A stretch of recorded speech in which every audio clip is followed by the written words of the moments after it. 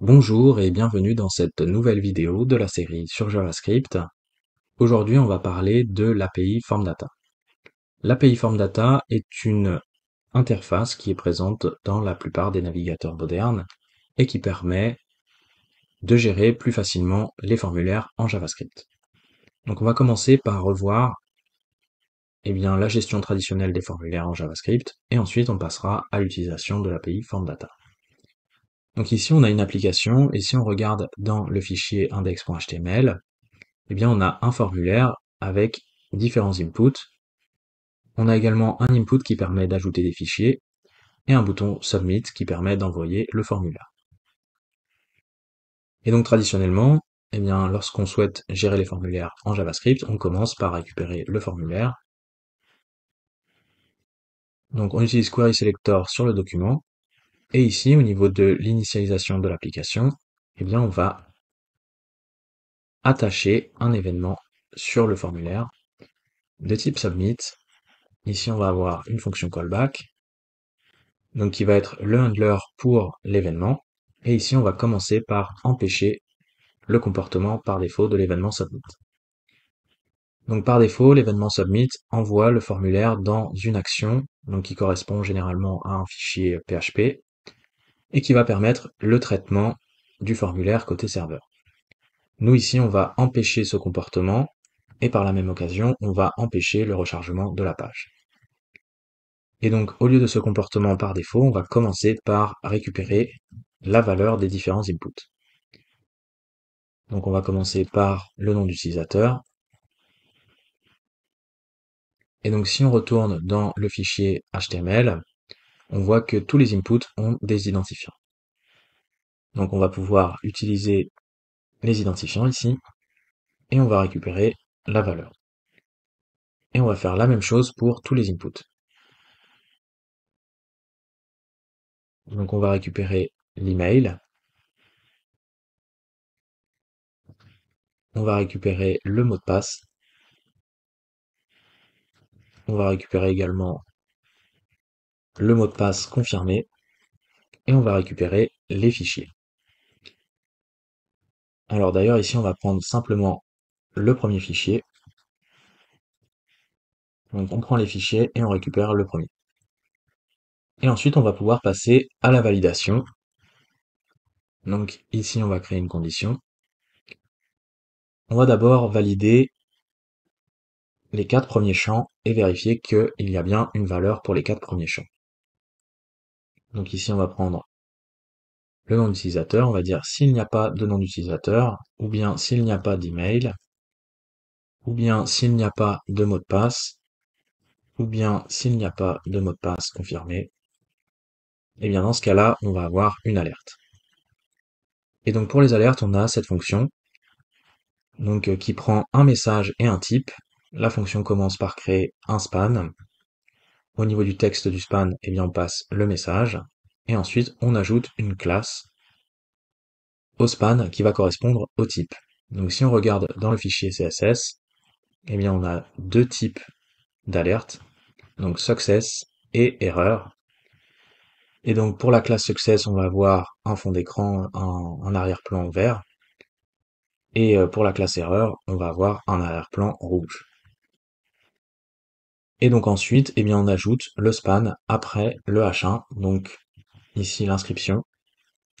Et en définitive, on a un timeout, donc au bout de 2 secondes, on retire l'alerte. Donc ici, on va utiliser cette fonction. Et au niveau du message, on va dire veuillez remplir tous les champs.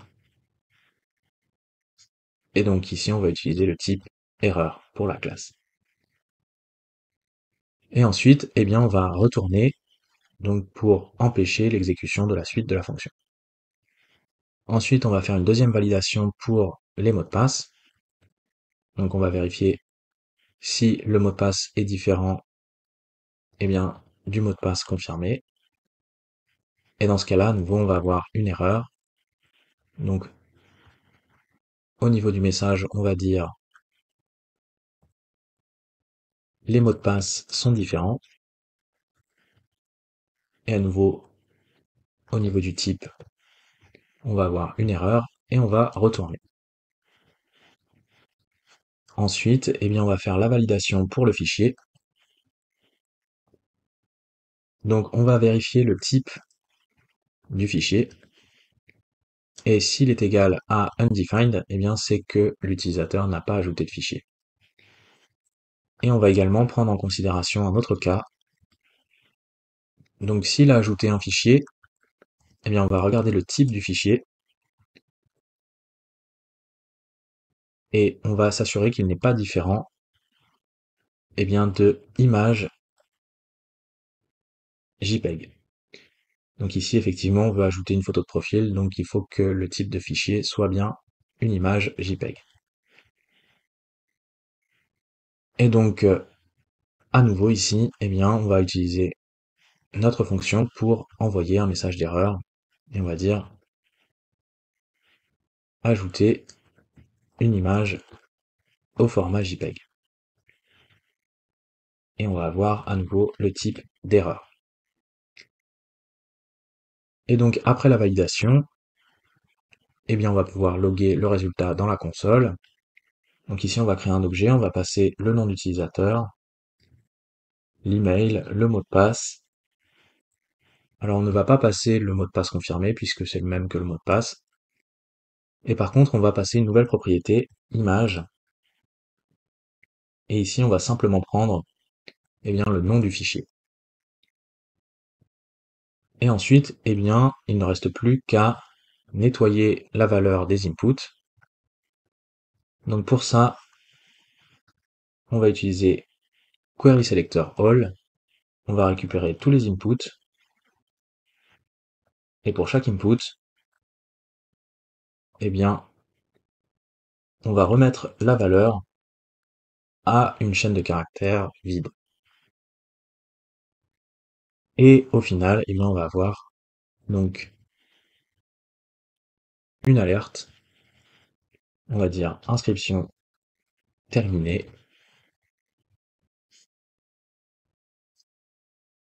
Et cette fois-ci, le type va être success. Alors ici, on va bien retourner.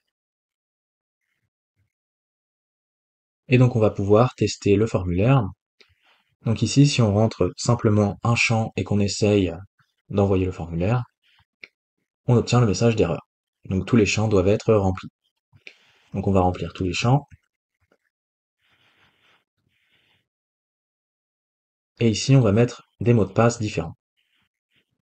On essaye d'envoyer le formulaire à nouveau. Et on nous dit les mots de passe sont différents. Donc on va rentrer le même mot de passe. Et cette fois-ci, si on essaye à nouveau d'envoyer le formulaire, eh bien il nous dit qu'il faut rajouter une image. Donc on va sélectionner une image.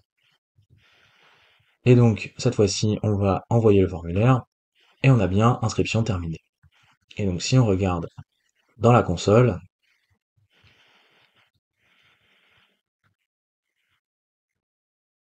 eh bien on a notre objet avec donc les différentes propriétés. Donc voilà pour la manière traditionnelle de gérer les formulaires en JavaScript. Donc vous voyez ici que c'est assez long et surtout c'est pas forcément toujours très lisible.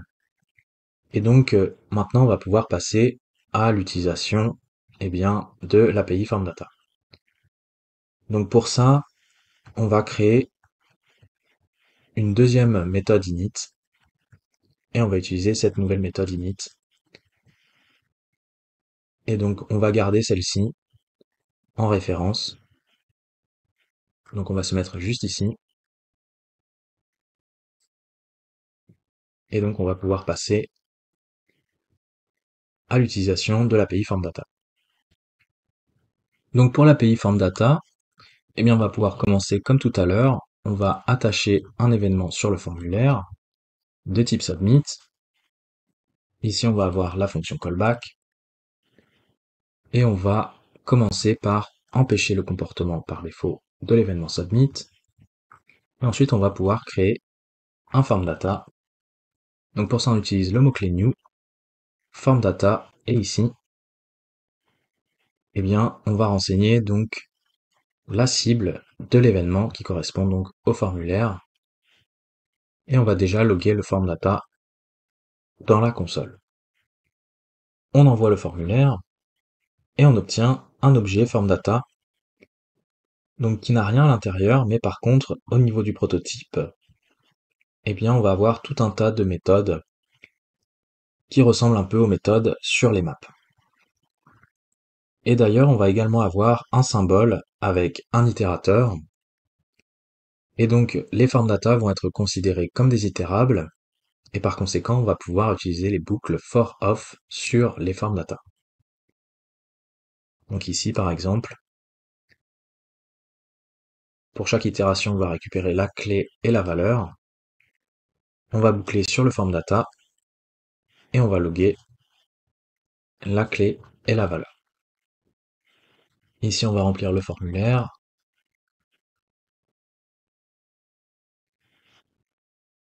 On envoie.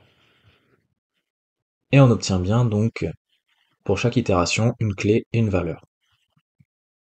Donc au niveau de la valeur, eh bien, ça va être ce que l'on a renseigné dans le formulaire. Et pour la clé, ça va correspondre, si on regarde dans le fichier HTML,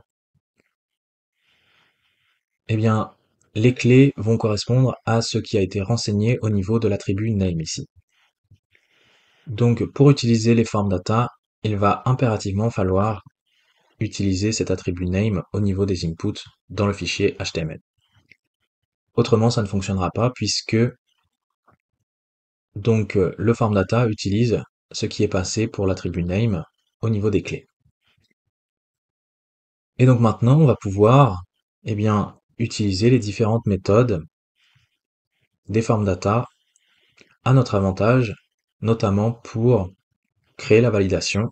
Donc ici, on va commencer par créer un tableau pour récupérer seulement les valeurs. Donc on crée un tableau et on va utiliser la méthode values sur le form data pour récupérer seulement les valeurs. Donc ici, on remplit à nouveau le formulaire.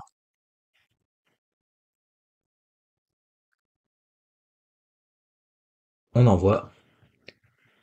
Et vous voyez qu'on obtient bien un tableau qui contient seulement les valeurs. Et donc ici, on va pouvoir passer à la validation. Donc on va prendre le tableau de valeurs et on va utiliser la méthode include.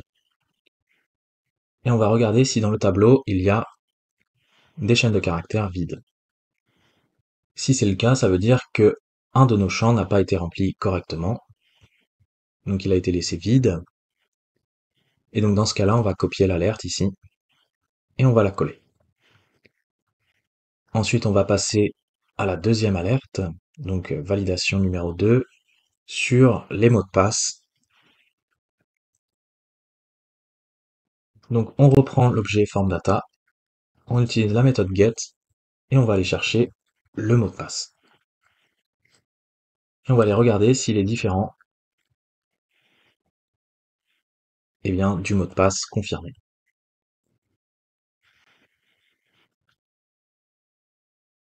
Et donc si c'est le cas, bien on va prendre la deuxième alerte.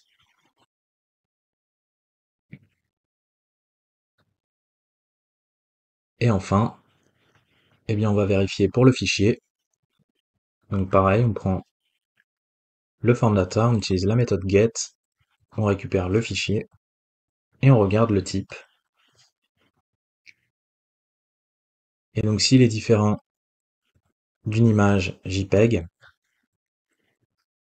bien on va avoir la dernière alerte.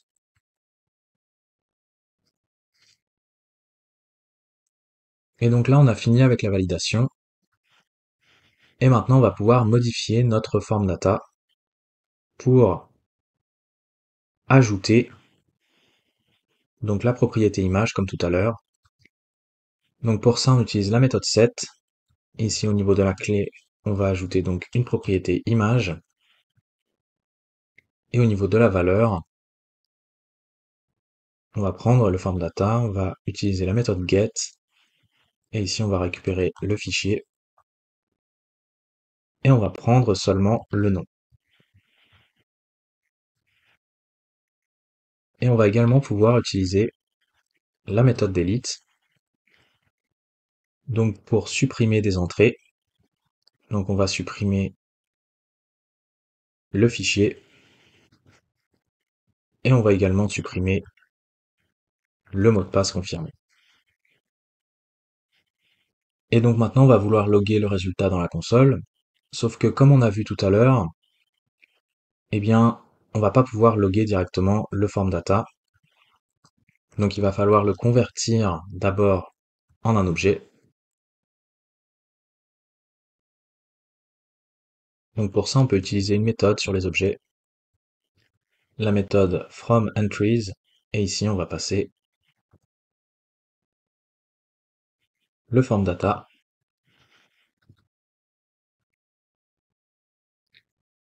Et maintenant on va pouvoir loguer notre objet. Et maintenant il ne reste plus qu'à, comme tout à l'heure, nettoyer la valeur des inputs et aussi rajouter l'alerte de succès pour montrer que l'inscription est terminée. Donc on va pouvoir tester tout ça.